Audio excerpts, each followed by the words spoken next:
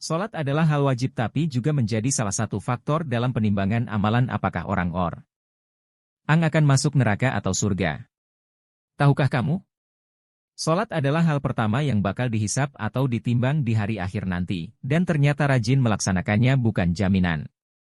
Sebuah hadits riwayat Tirmidzi disebutkan bahwa Rasulullah bersabda, "Sesungguhnya pertama kali yang dihisap, ditanya dan diminta pertanggungjawaban dari segenap amalan seorang hamba di hari kiamat kelak adalah sholatnya. Bila sholatnya baik maka beruntunglah ia dan bila mana sholatnya rusak, sungguh kerugian menimpanya." Meskipun sangat penting, tapi ternyata masih ada saja orang yang menganggap remeh sholat dan bahkan tidak melaksanakannya. Bahkan sebagian orang mungkin tetap melakukan sholat namun terpaksa karena menganggapnya rutinitas. Hal-hal seperti inilah yang membuat orang-orang rajin sholat tapi bisa masuk neraka. Bagaimana bisa? Berikut ini adalah penjelasan mengenai golongan orang-orang yang rajin sholat tapi bisa masuk ke neraka. 1. Sholat tapi suka berdusta. Dusta atau bohong adalah salah satu dosa besar yang akan mendapatkan balasan siksa di akhirat kelak. Namun tampaknya di dalam kehidupan masyarakat sekarang ini, berbohong sudah menjadi hal yang umum. Padahal sekecil apapun kebohongan, tetap saja itu adalah perbuatan yang menimbulkan dosa besar. Maka dari itu, meskipun seseorang rajin beribadah atau sholat namun suka berbohong maka ibadahnya akan sia-sia. Kebohongan atau dusta akan menghapus amalan-amalan. Lalu jika seseorang tersebut mati dalam keadaan belum bertaubat kepada Allah, maka ia akan dimasukkan ke dalam neraka.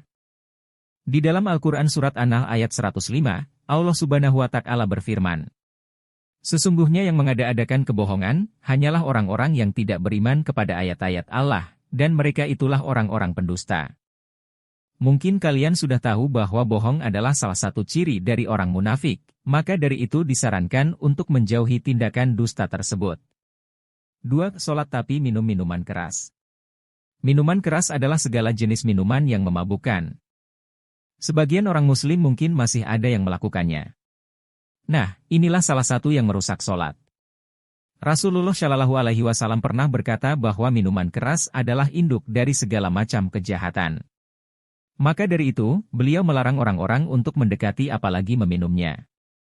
Minuman keras atau haram hukumnya jika diminum oleh umat muslim, dan jika itu sudah dilakukan maka disarankan untuk bertaubat dan memperbaiki syaratnya. 3. Sholat tapi percaya dukun. Dukun diketahui adalah seorang yang bisa mengerti perkara gaib dan hal-hal yang tersembunyi. Dan orang-orang sholat namun mempercayainya termasuk golongan yang akan masuk neraka.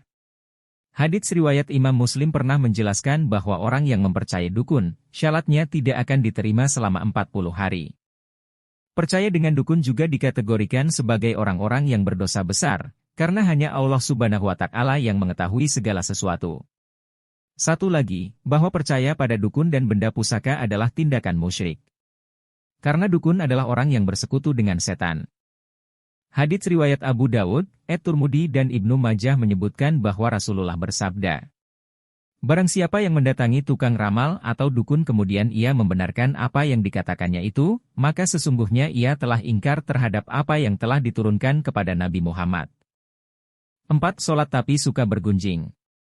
Salah satu yang bisa memasukkan orang ke dalam neraka adalah bergunjing, membicarakan kejelekan orang lain. Hai orang-orang yang beriman, jauhilah kebanyakan purba sangka, kecurigaan, karena sebagian dari purba sangka itu dosa. Dan janganlah mencari-cari keburukan orang dan janganlah menggunjingkan satu sama lain.